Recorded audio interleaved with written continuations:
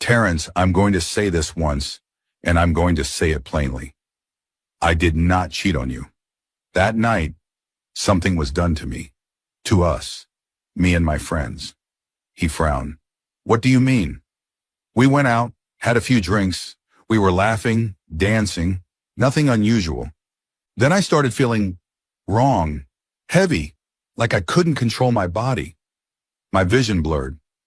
Neka and Ifeoma were the same. That's the last thing I remember until I woke up in that hotel room. Terrence's jaw tightened. And the man, I don't know who he was, she said firmly. I never met him before, and I have never seen him again. I woke up half-dressed, terrified. I grabbed my things and ran. I came home to you thinking you'd help me figure out what happened. Instead, you showed me those pictures. The memory sliced through him. How quickly he had moved from worry to fury. How easily Maxwell's poisoned words had fed the worst interpretation. Ariana's eyes shone, but she didn't cry. You were my first everything, Terrence. My first love, my first and only man. Even after we divorced, even after you broke me apart, I couldn't bring myself to be with anyone else. Because despite it all, you were my world. The words hit him like a physical blow. He opened his mouth and closed it again. Shame prickled at the back of his neck. If that's true. It is, she cut in softly but firmly. For a long while, neither of them spoke. The sound of the city outside seemed distant, muffled, as if the apartment itself had sealed them in. Finally, Terrence said, What if we tried to look into it again? That night, the hotel, the lounge, there might still be footage. Late afternoon sun spilled molten gold over Banana Island, glazing the water in the marina and throwing long, elegant shadows across the palm-lined streets. The Morgan residence stood like a piece of modern art, glass walls catching every shimmer of light, cascading balconies draped in green, and a discreet infinity pool that seemed to merge with the lagoon beyond. Inside, the air was cool, perfumed faintly with sandalwood, and the scent of fresh pastries cooling in the kitchen. Terrence Morgan leaned against the sleek marble island in the kitchen, his dark eyes following the woman bustling between the oven and the counter. Ariana Bellard, his wife of 5 years, wore an apron over a simple silk blouse and fitted jeans, her natural curls pulled into a loose bun. She was humming softly, a sound he always said felt like home. On the counter lay a tray of golden brown meat pies, their buttery aroma making the household staff linger just a little longer in the hall. You're going to make me late for my meeting, Terrence teased, his voice warm. If I eat one more, I won't be able to fit into my suit. Ariana laughed, sliding a fresh pie onto a plate. Then I'll make you a bigger suit, Mr. Morgan. And besides, you can't go to war on an empty stomach. For Terrence, work was war. As one of Lagos's most successful construction equipment manufacturers, he led Morgan Capital Group with precision and relentless ambition. His name commanded respect in boardrooms from Eco-Atlantic to Abuja. Yet here, in this kitchen, with Ariana's laughter softening the edges of his day, he wasn't the untouchable businessman. He was simply her husband. Their life was the picture-perfect dream others envied. Ariana's luxury bakery, Bellar's, sat in the heart of Victoria Island, drawing everyone from CEOs to Nollywood stars. Her cookies and pastries were as famous for their artistry as for their taste. She had built her empire from the ground up, and Terrence had been her biggest cheerleader. In turn, she had stood beside him through late nights, high-stakes deals, and the kind of pressure only those at the top could understand. People didn't just admire them, they idolized them. I love your marriage, strangers would say. The way your husband adores you, the way your wife supports you. It's rare. And it was true. In public, Terrence's eyes always found Ariana's, as if she were the anchor in every room. In private, she was the one who could pull him back from the edge when the world demanded too much. But every perfect picture has a shadow, and theirs came in the form of Maxwell Aso. Maxwell had been Terrence's friend since university days, charming, reckless, and magnetic in a way that drew women in and discarded them just as quickly. His relationships were a trail of broken promises and bruised hearts. He drank too much, gambled too carelessly, and scoffed at the idea of commitment. Where Terrence was disciplined, Maxwell was chaos. Where Terrence built, Maxwell destroyed. Over the years, Ariana had been polite but wary around him. There was something in Maxwell's gaze, too lingering, too calculating, that made her uncomfortable. But she'd never given it voice, partly because Terrence had always insisted Maxwell was just going through a rough phase. What she didn't know was that Maxwell harbored something darker than aimlessness: envy. Maxwell couldn't stand to watch them together. The way Ariana's hand rested naturally in Terrence's. The way Terrence seemed immune to temptation because he had already found everything he wanted at home. Maxwell, who could never keep a woman, resented the man who had one worth keeping. That evening, as Terrence buttoned his suit jacket for a late board meeting, Maxwell's name lit up his phone. "Drinks at the club tomorrow?" Maxwell's tone was casual. Terrence smiled faintly. "We'll see. Ariana's planning a girls' night with her friends. I might take the opportunity to catch up." Maxwell hummed, an unspoken thought curling in his voice. "You're lucky, you know.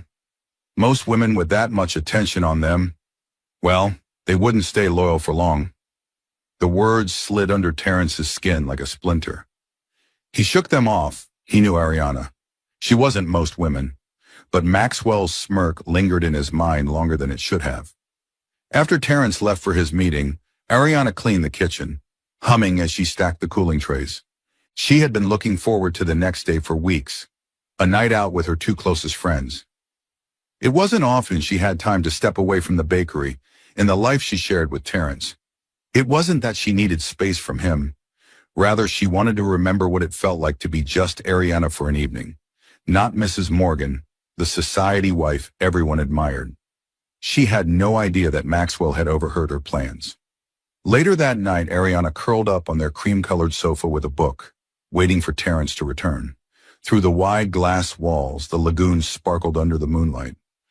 She thought about how far they'd come, about the bakery's expansion plans, and the holiday trip they were discussing for Christmas. There was a quiet confidence in their love, the kind born from years of mutual respect and sacrifice. And yet, outside their walls, a storm was already gathering. Maxwell's resentment had found its opening, and he intended to strike not with open confrontation, but with the kind of precision that would leave no visible fingerprints. In his mind, he justified it. Terrence needed to be woken up to see that no one's love was unshakable. And if he could have the satisfaction of watching that perfect picture crack, all the better. That night, Ariana fell asleep on the sofa, books slipping from her fingers, unaware that her life, so neatly built, was about to be dismantled piece by piece. The next afternoon in Lagos carried that familiar hum of movement and money, the clipped conversations of executives on their phones, the rhythmic honking of impatient drivers, the distant thud of construction somewhere across the lagoon. For Terrence Morgan, this was the sound of his empire breathing. He was at Morgan Capital Group's headquarters in Victoria Island, finalizing a multi-million naira contract with a German supplier. Everything about his life, at least on paper, was perfectly balanced. A thriving company, a beautiful home, and a marriage that was both a comfort and a crown. But in the shadows of his life, Maxwell Oho was quietly watching and scheming. Maxwell lounged in one of the high-backed leather chairs in Terrence's private office, sipping a tumbler of whiskey as though he owned the place. His eyes flicked to the view outside, the stretch of lagoon dotted with yachts and the glimmer of Echo Atlantic's skyline, and then back to Terrence, who was absorbed in paperwork. "You ever think about what would happen if it all just vanished?" Maxwell asked suddenly, his tone deceptively casual. Terrence glanced up, amused. "Vanished? Not likely. I built this with too much blood and sweat for it to vanish overnight." "I'm not talking about your company," Maxwell said, swirling the amber liquid in his glass. "I'm talking about her, Ariana." Terrence frowned. "What about Ariana?" Maxwell shrugged, leaning back like a man about to deliver bad news but dressing it up as friendly concern. "Look, T, don't take this the wrong way, but women like her, with beauty, brains, money, men notice. They look, they offer, and sometimes even the best can be tempted. Terrence's jaw tightened. Ariana isn't like that. Maxwell raised his brows, lips curling into the kind of half-smile that spoke volumes without saying a word. Maybe, but temptation doesn't ask for permission, does it? It was a deliberate seed, planted deep. Terrence shook his head and returned to his papers. But the remark clung to him like the Lagos heat, heavy and irritating. He knew Ariana. He knew her loyalty, but now Maxwell's voice lingered in his mind like the echo of something poisonous. That evening, Ariana sat at her dressing table, applying a soft touch of rose lipstick. The golden hour light filtered through the blinds, painting her skin in warm tones. She had chosen a flowing, emerald green dress that swayed at her knees, playful but elegant. Tonight was for her friends, Neka and Ifeoma, both women she'd known since university. They had planned dinner at a rooftop restaurant in Ikoyi, followed by music and dancing in one of the newer lounges along Osumba-Ombadwe Road. She heard Terrence's footsteps in the hallway before he appeared at the doorway, his tie loosened from the day. "You look beautiful," he said, leaning against the frame. She smiled, holding his gaze in the mirror. "Thank you. It's just a night with the girls. Don't wait up." He walked over, resting his hands lightly on her shoulders. "Have fun. Be safe." For a moment, it was as it always had been. Mutual respect, no questions asked. But in the back of his mind, Maxwell's earlier words pulsed faintly, like the low bass of a distant song. Maxwell knew about Ariana's night out before she even left the house. Through a casual conversation with a mutual acquaintance and a habit of listening for her name in the right circles, he had gathered enough to form a plan. He spent the afternoon making calls, arranging the pieces like a chess player, anticipating a checkmate. By the time Ariana and her friends were seated at the rooftop restaurant, laughing over plates of suya spiced chicken and coconut rice, Maxwell was already in motion. Disguised under a black hoodie and a low-brim cap, he blended into the late-evening crowd when they later arrived at the lounge. Lagos nightlife was a swirl of color and motion, neon lights reflecting off glass, the bass-heavy music vibrating through the floor. The scent of perfume and expensive cologne thick in the air. He kept his distance at first, watching them from across the room as they danced under the warm red and gold lights. Ariana's laughter rang out above the music, free and unguarded. To Maxwell, it was the perfect image to shatter. He waited until they returned to their table, breathless from dancing, their drinks waiting. In the dim light, with the hum of conversation and music around them, no one noticed as he slipped close enough to tilt a small vial over Ariana's glass. A nearly invisible liquid trickled into her cocktail, disappearing without a trace. He repeated the act with her friends' drinks before melting back into the crowd. It took less than half an hour before the drug began to take hold. Ariana felt at first as a strange heaviness in her limbs, like her body was being weighed down by invisible sandbags. Her laughter slowed, her vision blurred. She glanced at her friends. Both looked pale and confused. Something was wrong. She tried to speak, but her voice sounded far away, even to herself. Maxwell was ready. He made a call, and minutes later, a man he had paid slipped into the lounge. The man moved with the urgency of someone on a mission, guiding Ariana away under the pretense of helping her to safety. Her two friends, equally incapacitated, were escorted elsewhere by others in on the plan. Within the hour, Ariana was unconscious in a hotel room Maxwell had booked under another name. The paid stranger staged the scene, removing her dress, climbing into bed beside her, the camera clicking as Maxwell documented every damning angle. It was mechanical, cold, and calculated. By the time Maxwell left, the trap was complete. The photos, once sent, would need no explanation. At least not one Terrence would believe. He could already picture the look on Terrence's face, the disbelief curdling into rage. The perfect marriage, he thought with satisfaction, was about to fracture. Back in Banana Island, Terrence sat in the quiet of their living room, scrolling through project reports on his tablet. Ariana should have been home by now. He glanced at the clock, nearly midnight. He tried her phone once, twice. No answer. A mild concern began to gnaw at him. He sent a message, Everything okay? Call me. Minutes later, his phone buzzed. Not with a call, but with an anonymous email. No subject line, just an attachment. Against his better judgment, he opened it. The first image hit like a punch to the chest. Ariana in a hotel bed, bare-shouldered beside a man he didn't recognize. The next showed them from another angle. The lighting, the framing, it all screamed intimacy. For a long moment, Terrence couldn't move. His mind was a whirlpool of shock, confusion, and a sharp, searing betrayal.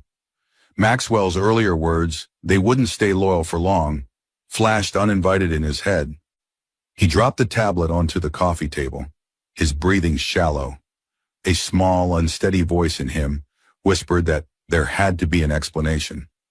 But louder still was the image, burning into his mind, eroding the trust he had built his life on. When Ariana finally stumbled through the door in the early hours of the morning, she had no idea the world she was walking into had already shifted against her. Ariana's first sensation was the sharp throb in her temples.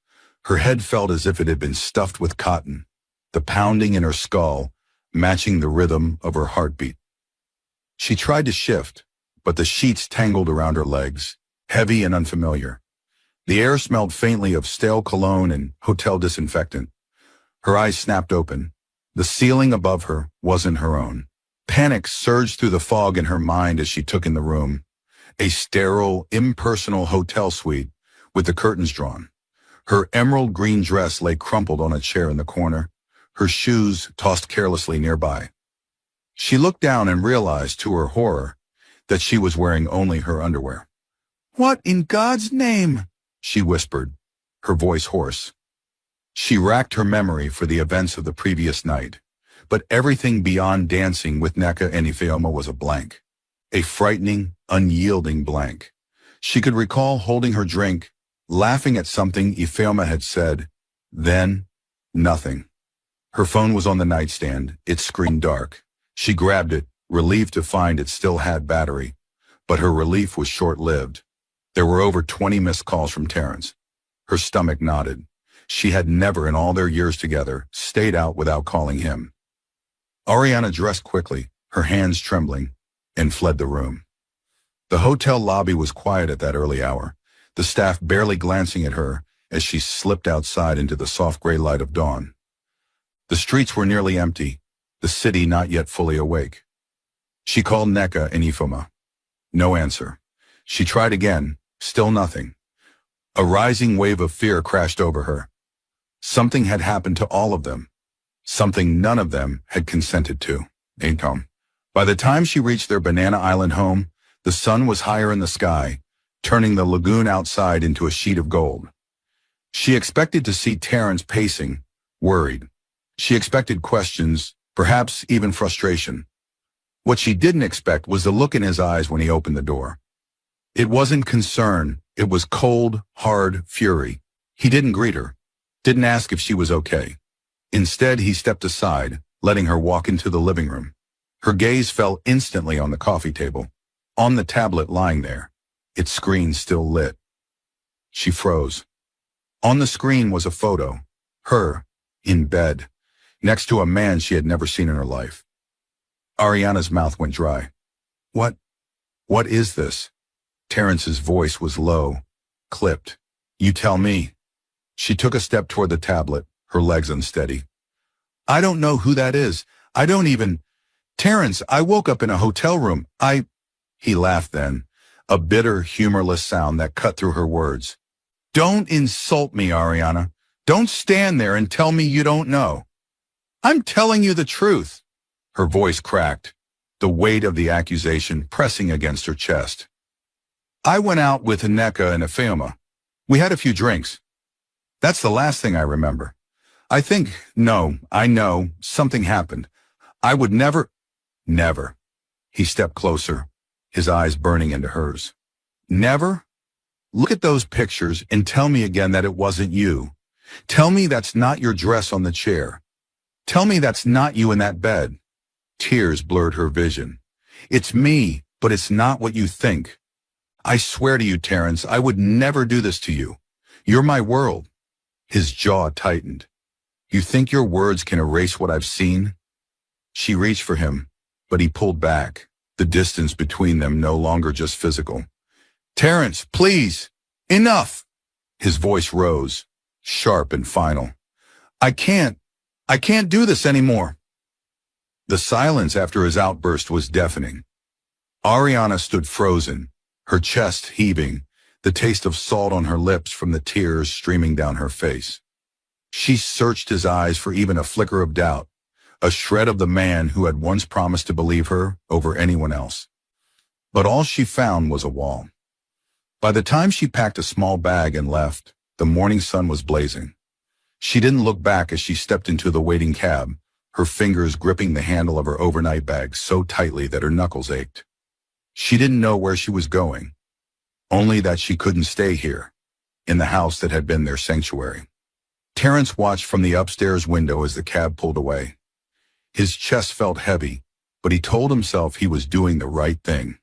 Trust, once broken, was impossible to rebuild, or so he believed. And yet, as the car turned the corner and disappeared from sight, a part of him wanted to run after it, to demand answers until the truth fell into place. But the pictures were all the truth he needed. Across town, Maxwell sat in the dim corner of an upscale bar, sipping his drink with quiet satisfaction. He had seen the storm pass over the Morgans' perfect life, and now it was only a matter of time before the cracks became permanent. He thought about calling Terrence to check in, but decided against it. No, better to let the wound fester. Better to wait until Terrence himself came looking for someone to confide in. For Maxwell, patience was part of the game. That night, Ariana tried calling Nneka and Ifeoma again. Still no answer. The silence from her friends was almost as unbearable as Terrence's refusal to believe her. She curled up on the bed of the small guest house she'd found for the night, staring at the ceiling as the events replayed in her mind. The strange heaviness in her body, the blank space where her memories should have been, the unfamiliar hotel room. It all pointed to something sinister, but without proof her words were nothing but air. Somewhere in the city, the man she loved, the only man she had ever loved, was alone in the home they had built together, convinced she had betrayed him. And somewhere else, the person who had set this in motion was celebrating. The following days unfolded in a haze of cold words and slammed doors. There were no long conversations, no late-night reconciliations on the sofa. Terrence avoided Ariana entirely, retreating into his office or leaving the house before dawn. When they did speak, his voice was clipped, each word a reminder that he no longer trusted her. The final blow came a week later. Terrence arrived home early from a site inspection to find Ariana in the living room, a folder on the coffee table. Her eyes were red, her posture tense. She didn't look up when he entered. "What's this?" he asked, gesturing to the folder. "Divorce papers," she said quietly, her voice shaking. "You've made it clear you don't believe me, Terrence. I can't keep begging you to trust me." He stood there for a moment, the words settling like stones in his chest. He wanted to argue, to tell her how much it hurt to even consider that the woman he had loved so fiercely could betray him. But the photograph still burned in his mind. Maxwell's warnings whispered through the cracks of his thoughts. In the end, he simply nodded. "If that's what you want." Ariana's eyes filled again. "It's not what I want, but it's what you've already decided." She signed the papers in silence. The news spread faster than either of them could have imagined. In Lagos society circles, no marriage was private, especially not one as admired as theirs.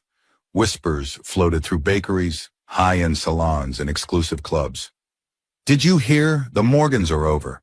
Apparently she cheated, got caught red-handed." He kicked her out immediately. The gossip blogs had a field day. They didn't bother with facts, only sensational headlines. A grainy, blurred photo of Ariana in the hotel room, taken from the same images Terrence had received, made its way online. Her name trended for all the wrong reasons. Business at Bellard's slowed. Some customers still came out of loyalty, but others, faces Ariana had seen for years, avoided her gaze entirely. It wasn't just the loss of sales, it was the loss of respect. Every time she stepped into the bakery, she felt eyes on her, whispers curling around her like smoke. One evening she sat in the back office of the bakery, staring at the ledger. The numbers were still good, profitable even, but her heart wasn't in it anymore. Every corner of Lagos held a memory of her life with Terrence. The cafe where they'd had their first date, the boardroom where he'd brought her coffee before a pitch, the waterfront where they'd once celebrated her birthday. And every one of those places now hurt to think about. The next morning, she made her decision. She called her accountant, arranged the sale of the bakery to a trusted buyer, and booked a one-way ticket to Abuja. The last time she saw Terrence before leaving Lagos was not planned. She was loading the last box into a friend's SUV when his black Range Rover slowed to a stop outside the house she had been renting. He stepped out, dressed in his usual tailored perfection, but there was no warmth in his expression. Only that guarded, unreadable look he had worn since the night everything fell apart. "You're leaving," he said, not a question. She nodded. "There's nothing left for me here." His jaw worked as if he wanted to speak, but nothing came. Instead, he gave a stiff nod, turned back to the car, and drove away. She watched him until he disappeared from sight, telling herself that she wouldn't cry. She had already shed enough tears for both of them. Abuja was quieter, slower in its rhythm. Ariana rented a modest apartment with a view of the city skyline and enrolled in a few business courses at a local institute to keep herself occupied. She started baking again, but only for herself and the neighbors who had become her friends. She never once set up shop or tried to open another bakery. She told herself it was because she needed rest. But deep down, she knew it was because she didn't want her success tied to a city that had spat her out. The first few months were the hardest. Nights were the worst, when the city was quiet and her mind was loud. She thought about calling Terrence, about telling him once more that she hadn't betrayed him, that something had been done to her. But she never did. She didn't think she could bear hearing disbelief in his voice again. Meanwhile, back in Lagos, Terrence threw himself into work with an almost frightening intensity. Morgan Capital Group expanded aggressively. New contracts, new partnerships, new territories. His name appeared in business magazines, his face on the covers of industry journals. From the outside, he was thriving. But those who knew him well saw the difference. He stopped attending social events unless absolutely necessary. The laughter that had once come easily now felt forced. He dated no one. His assistant once joked that he was married to the company, but the truth was more complicated. Ariana had been his first everything, his first love, his first partner, the first person he'd ever truly trusted. Even after their marriage dissolved, he found himself unable to even imagine intimacy with someone else. It wasn't loyalty exactly, it was that no one else measured up, and the idea of risking another betrayal was unbearable. Maxwell, of course, remained close, presenting himself as the ever-supportive friend. He often joined Terrence for drinks, slipping in subtle jabs about Ariana, her high-maintenance ways, the suspicious company she kept. Terrence didn't engage much, but neither did he challenge him. It was easier to keep the past buried. 5 years passed this way, Ariana in Abuja, building a quiet, contained life. Terrence in Lagos, building an empire and locking away his heart. One sunny Abuja afternoon, Ariana stood in her kitchen rolling dough for meat pies. The radio played faintly in the background, a call-in show discussing new investment opportunities in Lagos. Something about the energy in the announcer's voice, the casual talk of Victoria Island and Ikoyi, sparked something deep in her chest. She realized with startling clarity that she was ready to live again, to build again, not in spite of the city that had hurt her, but because it was still hers. She booked her return ticket that same day. The Lagos skyline glimmered in the late afternoon haze as Ariana's flight descended toward Murtala Muhammad International Airport. The city was exactly as she remembered, restless, sprawling, alive. It had been 5 years since she had left in shame, her life crumbling behind her. Now she was back with a clear purpose, to rebuild. Her cab wound through the bustling streets, past the familiar neighborhoods she had once known so well. Victoria Island's energy buzzed in the air. New restaurants, sleek towers, and a few old landmarks that seemed unchanged by time. Yet for all its noise and speed, Lagos still felt like home. She had missed its scent, its warmth, its pulse. The apartment she had rented was in a quiet, upscale lane in Ikoyi, tucked between lush gardens and tree-lined streets. It wasn't Banana Island. She wasn't ready to plant herself in the heart of society's gaze. But it was still high-end, private, and close enough to the city's best clientele for her bakery. As the driver slowed to pull into the building's parking lot, Ariana's eyes caught on the house directly opposite hers. It stood behind tall black gates, a modern architectural masterpiece with wide terraces, floor-to-ceiling windows, and meticulously landscaped grounds. White walls and sharp lines gave it a bold, clean look, while the warm glow of the interior lighting hinted at quiet luxury. Beautiful, she murmured to herself. Whoever owned it had impeccable taste. She imagined the kind of person who might live there. An artist, maybe, or a corporate magnate. Someone who appreciated beauty and precision. She didn't know yet how close she was to the truth. The next morning, Ariana stood in front of her new bakery, Belard's Grande, a sleek, glass-fronted space in the heart of Victoria Island. It was bigger than her first location by more than double, with an open-plan kitchen where customers could watch the bakers work, the aroma of freshly baked bread and pastries drifting onto the street. Inside, every detail bore her touch. Polished marble counters, gold-trimmed display cases, soft lighting, and tall windows that flooded the space with natural light. The logo above the entrance, her name in elegant script, felt like a declaration. I'm back. She had spent weeks working with her team to perfect the launch menu. There were her signature meat pies, buttery and golden, their rich fillings spiced to perfection. Cookies in neat glass jars, chocolate chip, coconut, shortbread, sat alongside intricately frosted cupcakes and artisan breads. She had hired a small but skilled staff, each one hand-picked for their talent and passion. By the end of the first day, Belard's Grande was buzzing. Business owners in tailored suits stopped by for afternoon coffee. Mothers treated their children to warm cookies. A few familiar faces from her old customer base slipped in quietly, their smiles genuine, their words of welcome heartfelt. The her from 5 years ago began to fade, replaced by the thrill of creation. In the evenings, Ariana would return to her apartment, often with a small box of pastries to enjoy while sitting on her balcony. She liked the quiet moments, watching the street below, hearing the faint hum of the city at night. And each time her eyes drifted toward that house across the road. She noticed little details now, the subtle change in lighting between the rooms, the gardener who came twice a week to tend the front hedges. Occasionally, a sleek black Range Rover would pull into the driveway, the tinted windows concealing its passenger. Whoever lived there seemed private, almost elusive. One evening, she leaned against her balcony railing, a cup of tea warming her hands, and caught herself wondering about the life inside those walls. She smiled faintly, shaking her head at the thought. It was none of her business. Her focus was on her own fresh start. 2 weeks after the bakery's opening, Ariana decided to take a late evening walk. The air was cooler than usual, the sky painted in deep blues and streaks of fading orange. She wore a simple wrap dress, her hair loose, the sound of her sandals soft against the pavement.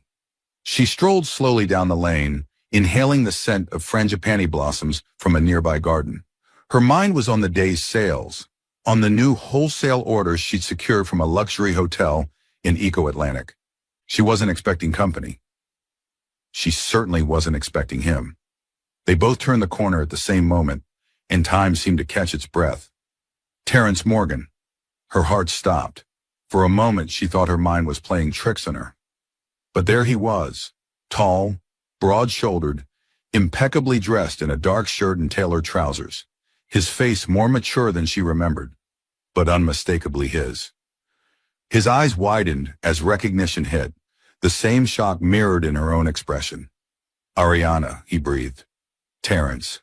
Her voice was barely above a whisper. They stood there in the soft glow of the street lamps, neither moving. 5 years of silence pressed between them. 5 years of hurt, questions, and what-ifs. Ariana's fingers curled slightly at her sides, as if holding onto her composure. She wanted to say something, anything, but the words tangled in her throat. Terrence's gaze swept over her, her face, her posture, the quiet strength in the way she stood. It was as if nothing and everything had changed. 1,000 memories flashed in his mind, her laughter in their kitchen, her head on his shoulder on rainy nights, the way she used to look at him like he was her whole world. He swallowed, realizing his chest felt tight. I didn't know you were back. I just got in a few weeks ago, she said. I opened another bakery. His lips lifted faintly, a shadow of the smile she remembered. Of course you did. The air between them was thick with unspoken things. Ariana glanced toward her building, and for the first time, noticed the way his gaze shifted across the street to the house she'd been admiring all this time. You, she began slowly. You live there? Terrence gave a small nod. Her pulse skipped. The beautiful house she'd been watching was his. She started, gesturing vaguely toward her apartment.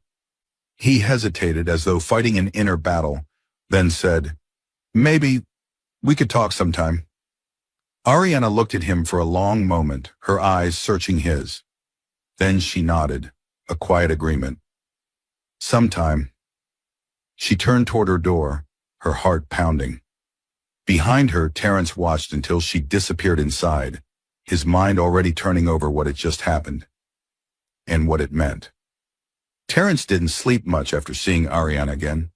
He lay in the quiet darkness of his bedroom, staring at the ceiling, his mind looping through every detail of their brief encounter. The way her voice had trembled, the flicker of guarded hope in her eyes, the calm poise in her posture. She didn't look like a woman hiding guilt. She looked like someone who had carried a heavy truth for far too long. By morning, he knew he couldn't ignore it. 5 years of silence was long enough. Late that afternoon, Terrence stood at Ariana's door, hands in his pockets, feeling strangely out of place. The last time he had been here, in any space that was hers, was before their world collapsed. He had rehearsed what he might say, but when the door opened, the sight of her in a soft blue blouse and black jeans stole the words from him. Terrence, she said, surprise in her tone, though not unkind. I didn't expect. I know, he said quickly. I just thought maybe we could talk. Properly. Not on the street. She hesitated, then stepped aside. Come in.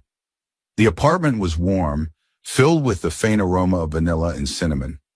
A vase of fresh flowers sat on the coffee table, sunlight pouring through the wide windows. It felt lived in, personal, a reflection of the woman he had once known better than anyone. They sat opposite each other, an untouched pot of tea between them. I don't want to waste your time, he began. I came because I realized. I never really let you explain. Back then, I was so sure of what I saw that I didn't think there could be another version of the truth. Ariana looked at him, her expression unreadable. And now? Now, he exhaled slowly. I'm not sure. Seeing you again? It's different. She was quiet for a moment, then leaned forward, her voice steady but tinged with something deeper. Terrence, I'm going to say this once, and I'm going to say it plainly. I did not cheat on you. That night, something was done to me. To us. Me and my friends. He frowned. What do you mean? We went out, had a few drinks. We were laughing, dancing, nothing unusual. Then I started feeling wrong, heavy, like I couldn't control my body. My vision blurred. Neka and Ifeoma were the same. That's the last thing I remember until I woke up in that hotel room. Terrence's jaw tightened. And the man, I don't know who he was, she said firmly. I never met him before, and I have never seen him again. I woke up half-dressed, terrified. I grabbed my things and ran. I came home to you thinking you'd help me figure out what happened. Instead, you showed me those pictures. The memory sliced through him. How quickly he had moved from worry to fury. How easily Maxwell's poisoned words had fed the worst interpretation. Ariana's eyes shone, but she didn't cry. You were my first everything, Terrence. My first love, my first and only man. Even after we divorced, even after you broke me apart, I couldn't bring myself to be with anyone else. Because despite it all, you were my world. The words hit him like a physical blow. He opened his mouth and closed it again. Shame prickled at the back of his neck. If that's true. It is, she cut in softly but firmly. For a long while, neither of them spoke. The sound of the city outside seemed distant, muffled, as if the apartment itself had sealed them in. Finally, Terrence said, What if we tried to look into it again? That night, the hotel, the lounge, there might still be footage. Her brows lifted slightly. After 5 years? It's a long shot, but I have contacts and I owe you that much. Ariana studied him for a moment, as if weighing the risk of hope. You owe me more than that, she said quietly. But if you can help me find the truth, maybe we can both finally sleep at night. They began that evening. Terrence made calls to security firms, old business contacts, even a few hotel managers who owed him favors. Ariana wrote down every detail she could remember from that night. The sequence of places, the layout of the lounge, the color of the lighting, even the arrangement of tables. Some of it felt hazy, but she was determined. At one point, Terrence looked across the table at her, the lamplight catching in her eyes. Why didn't you fight harder back then? Why didn't you push me to listen? Ariana's lips pressed into a thin line. Because I did, and you looked at me like I was a liar. You had already decided I was guilty. I wasn't going to keep breaking myself against a wall that wouldn't move. The sting of her words sat heavy in his chest. He wanted to tell her he'd been hurt, that he'd felt blindsided, but deep down he knew none of that excused what he'd done.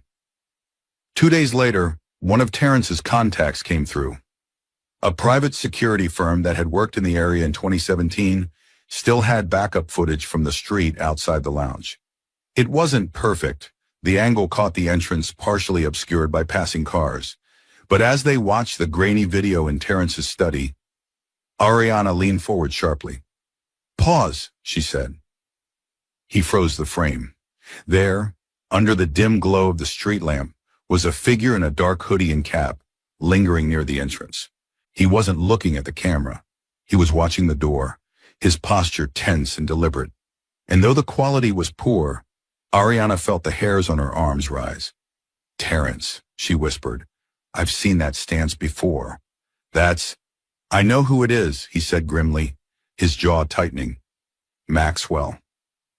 The room went silent, except for the faint hum of the computer. Terrence sat back slowly, realization dawning like a cold dawn in his mind. Memories of Maxwell's subtle jabs, his timely warnings, the way he had seemed almost pleased when the marriage fell apart.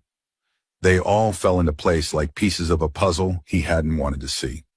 Terrence turned to her, his voice low.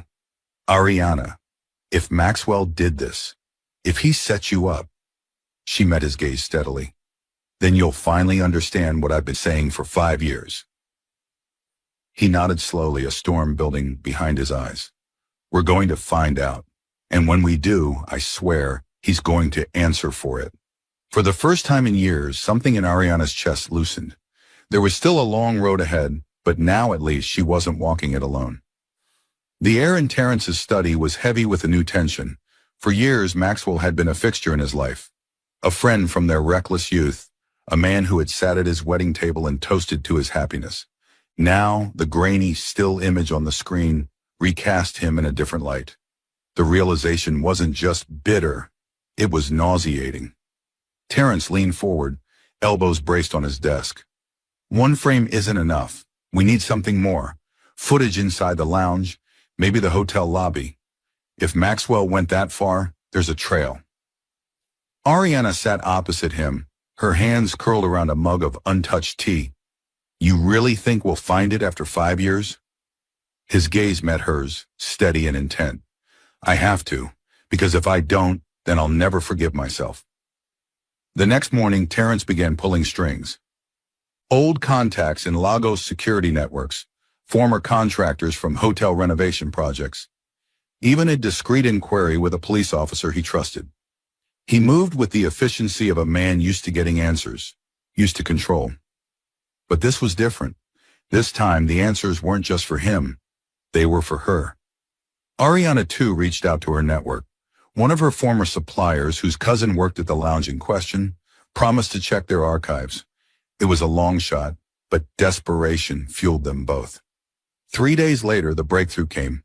Hayne, a retired security manager from the hotel where Ariana had woken up, still had archived footage from the lobby for that week. It had been transferred onto an old hard drive before the system was replaced. And though most people would have considered it junk, he'd kept it out of habit. When he met him in his modest Sur-Air apartment, he handed over the drive with a knowing look. "I don't know what happened between you two," he said, eyes flicking between them. "But this might change things." Back in Terrence's study, the footage played on the large monitor. The hotel lobby was lit in warm tones, the date stamp in the corner marking the night of Ariana's disappearance.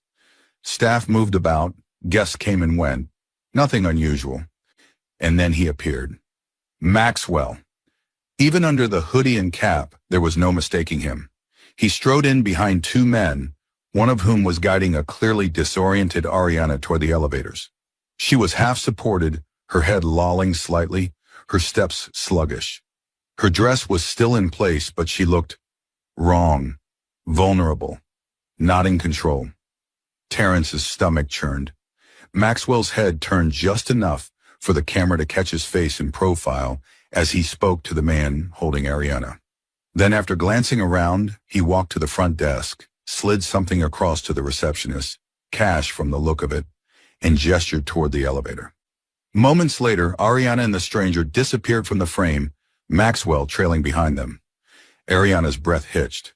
She had been prepared for proof, but seeing it, the ease with which Maxwell had orchestrated it, the casual way he had paid for whatever he needed, made her skin crawl.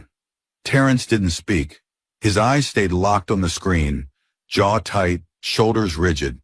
He replayed the clip again and again, as if trying to etch every movement into memory. On the fourth replay, he stood abruptly, pacing to the window. The view of the lagoon shimmered in the distance, but he barely saw it. "This is on me," he said finally, his voice low but fierce. "I let that man close to us. I let his words into my head. And when it mattered, I chose to believe him over you." Ariana's throat tightened. "You didn't just believe him, Terrence. You destroyed us because of him." He turned, the guilt in his eyes raw. "I know. And if I could take it back..." She shook her head.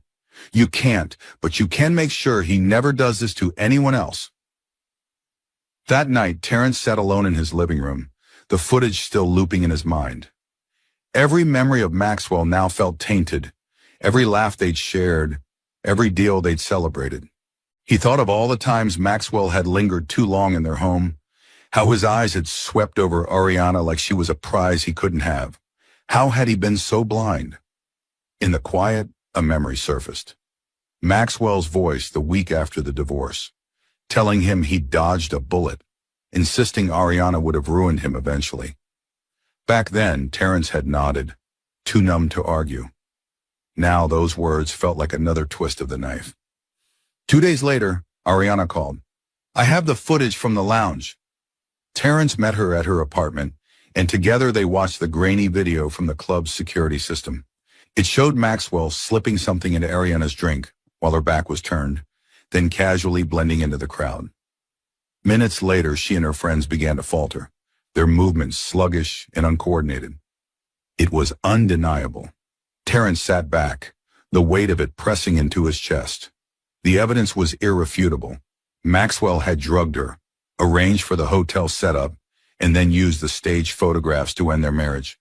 Ariana turned to him. "Now you know." He looked at her, his voice rough. "I knew the moment I saw the hotel footage, but seeing this," he exhaled sharply. "I don't have the words for how much I've failed you." "You can't change the past," she said quietly, "but you can help me get justice." He nodded. "We will, and I'll be standing right beside you." That night, Terrence made one more call, this time to a high-ranking police contact. He explained the situation, the evidence, and the urgency. The officer agreed to meet in person the next morning. When he hung up, Terrence found himself thinking about what would come after. The public apology Ariana deserved, the years they'd lost, and the love he had buried so deep that seeing her again had felt like pulling air into lungs that had been starved too long. He didn't know if she would ever take him back, but he knew he would spend every day trying. The next morning was heavy with Lagos humidity, the air thick even before sunrise.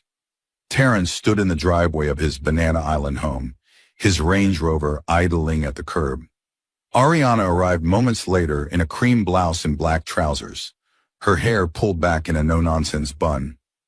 There was no small talk, just a shared understanding that today would change everything. In the backseat of the SUV sat a slim black folder. Inside were the printed stills from the lounge and hotel footage, the timestamps clearly visible, the images damning. Terrence had looked at them so many times in the last 48 hours that they were seared into his mind. They drove in silence to the gated estate where Maxwell lived. 2 unmarked police vehicles were already parked discreetly nearby. Inspector Adedeji, the officer Terrence had called, stepped out as they approached. He was tall, with a calm authority about him, and he nodded to both of them. "Mr. Morgan, Miss Bellard, we're ready when you are." Maxwell's house was as loud as his personality, bright colors, overstuffed furniture, and a faint haze of cigar smoke clinging to the air.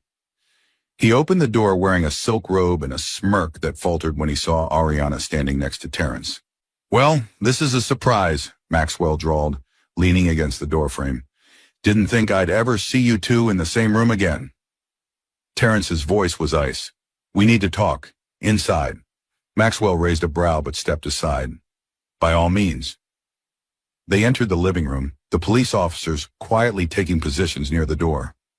Ariana stayed close to Terrence, her expression unreadable, though her pulse was racing. Terrence set the black folder on the coffee table and flipped it open. "Recognize these?" Maxwell glanced at the photographs and let out a short laugh. "Old news, my friend. You're the one who sent me crying into my whiskey over those." "This isn't what you think," Terrence said, his tone sharpening. He slid another set of images across the table, still frames from the lounge security footage. Maxwell's smirk began to fade. "That's you," Ariana said, her voice steady. "At the club, slipping something into my drink." Maxwell's gaze flickered to the police officers, then back to the images. "You can't prove that's anything illegal. Could be anything in my hand." Terrence didn't blink. "Then explain this." He switched to the hotel lobby footage, pausing at the moment Maxwell handed cash to the receptionist, then followed Ariana and the stranger into the elevator. "Explain why you were there, why you paid someone, why you trailed her into that room." For the first time, Maxwell's bravado cracked. "I don't have to explain anything to you." Inspector Adedeji stepped forward. "Actually, you do. This is evidence in a criminal investigation. You can either explain it here or at the station." Maxwell's eyes narrowed, his tone turning defensive. "Oh, so now you believe her?" He looked at Terrence with a bitter twist of his mouth. "Took you long enough." "That's because I have proof now," Terrence said, his voice like steel. "And that proof shows you orchestrated everything, drugging her, setting up the photos, sending them to me anonymously. You destroyed my marriage, Maxwell. You destroyed her life. Why?" Maxwell hesitated, then let out a humorless laugh. "Why? Because I was sick of the two of you parading around like some perfect couple. I've known you for years, Terrence. Always so disciplined, so untouchable, so smug with your loyal little wife. You had what every man wanted, and you didn't even appreciate it." Ariana's stomach turned. "So you ruined us out of jealousy?" Maxwell's eyes slid to her, his expression dark. "Maybe I wanted to see if you were as pure as everyone thought. Maybe I wanted to prove to him that all women are the same." Terrence stepped forward, his hands curling into fists. "You're going to rot for this." Maxwell smirked again, but it lacked conviction now. "You can't prove intent." Inspector Adedeji's voice was calm but firm. Between the footage, the timestamps, and your own statements just now, Mr. Oho, we can prove more than enough to press charges. Spiking drinks, orchestrating a false scene, and distribution of non-consensual images. You're coming with us. The officers moved in, producing handcuffs. Maxwell's smirk disappeared entirely as cold steel closed around his wrists.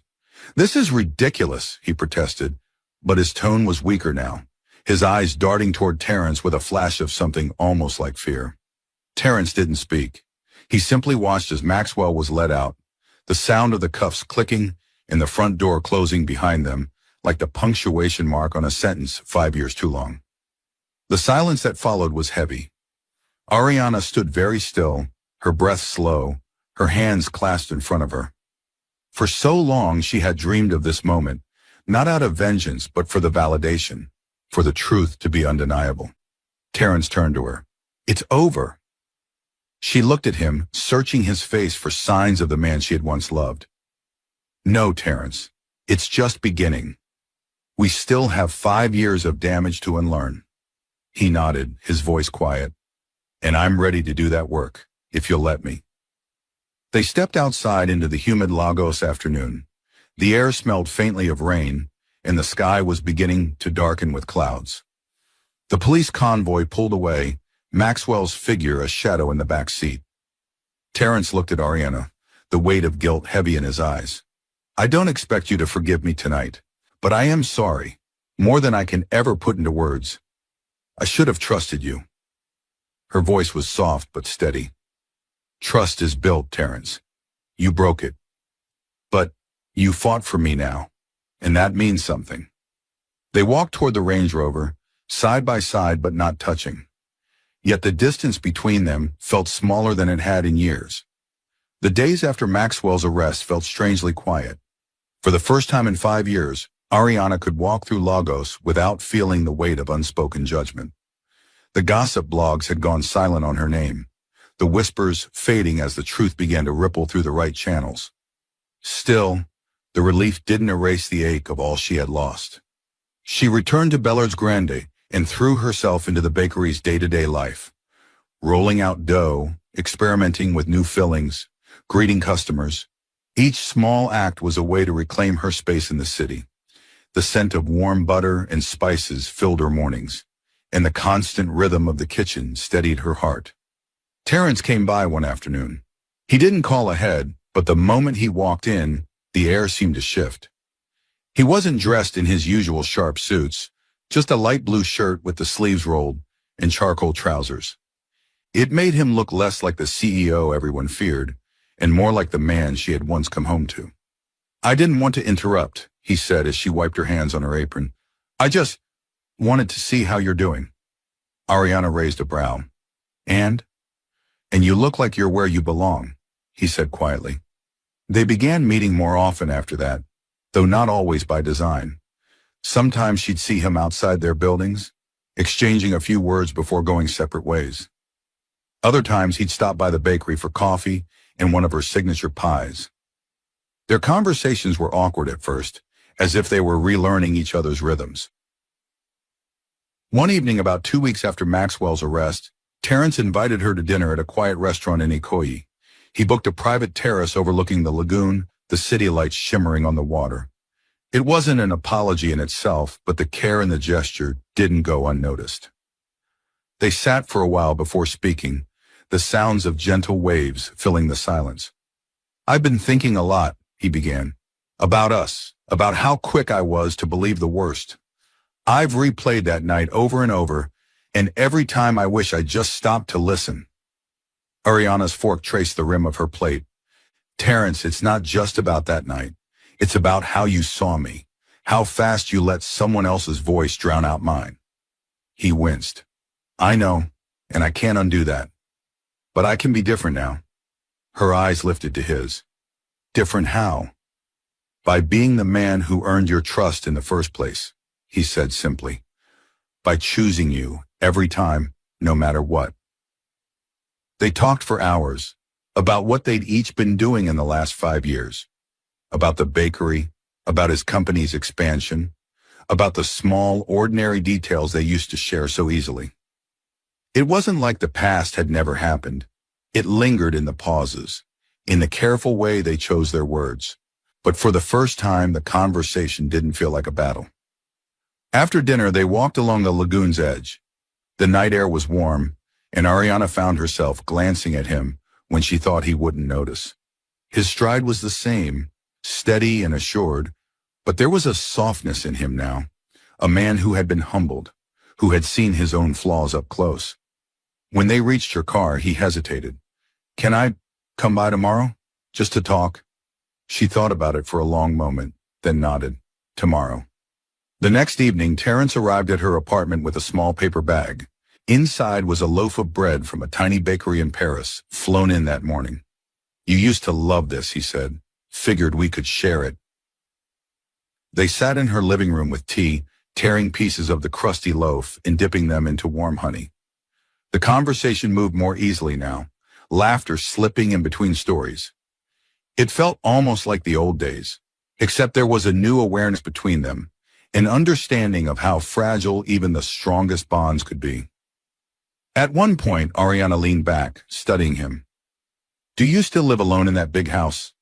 He nodded. "Haven't had anyone else there since you left." Her lips curved faintly. 5 years.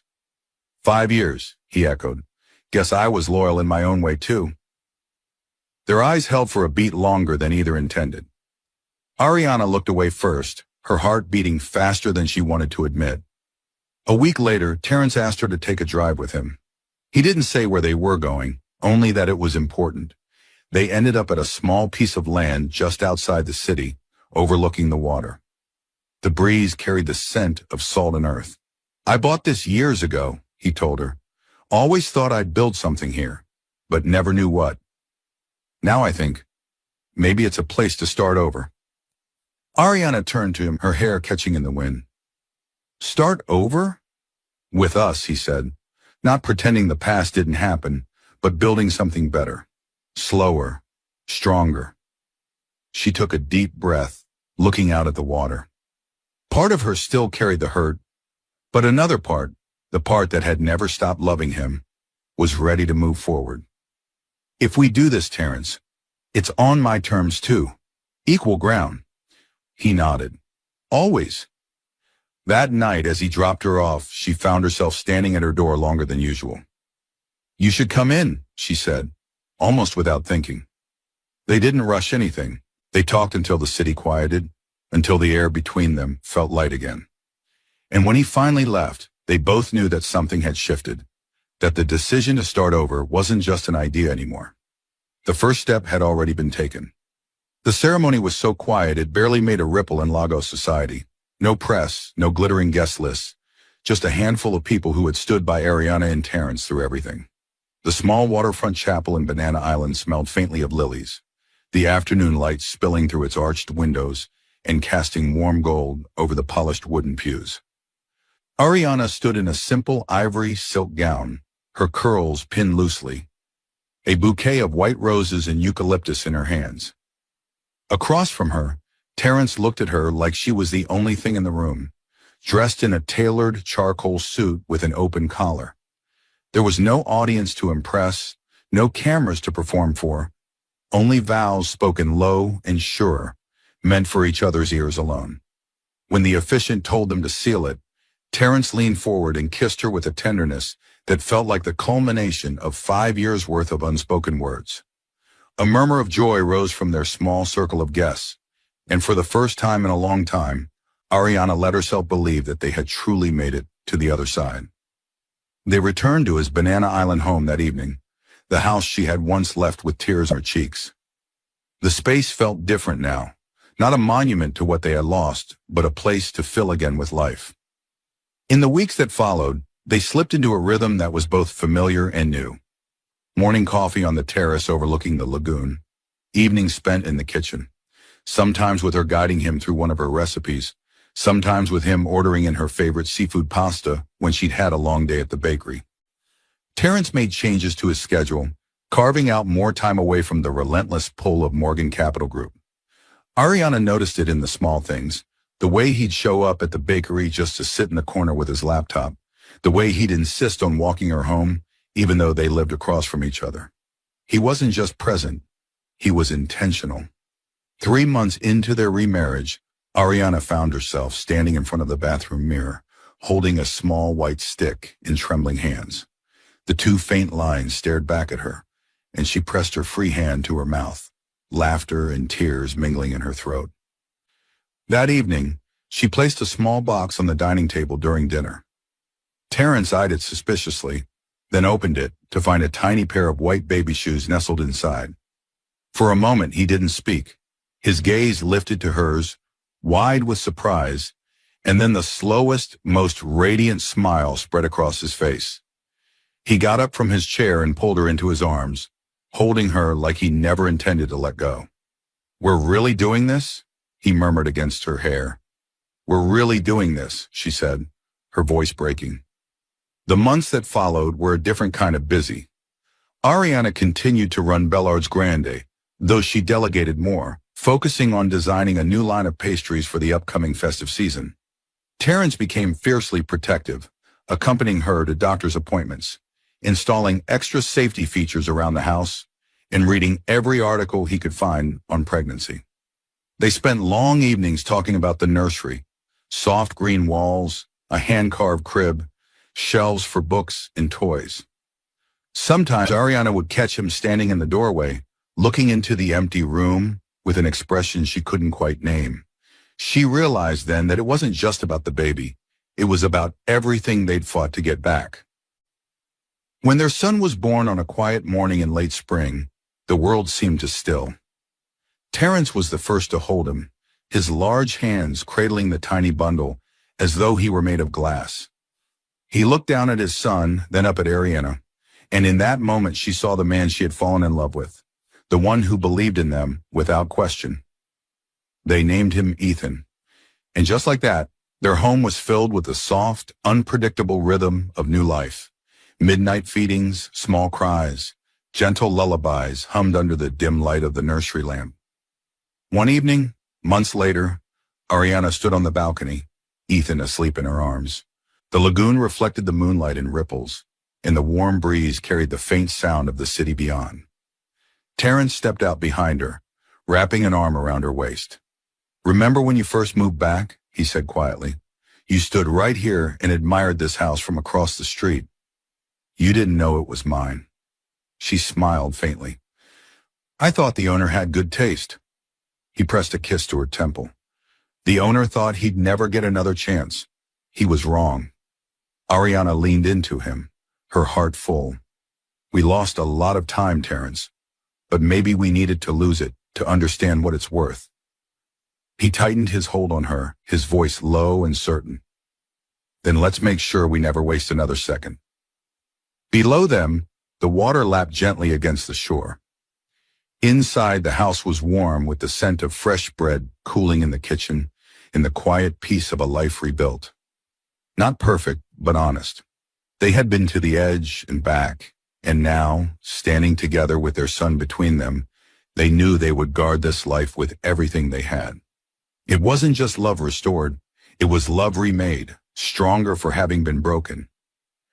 And this time it was unshakable.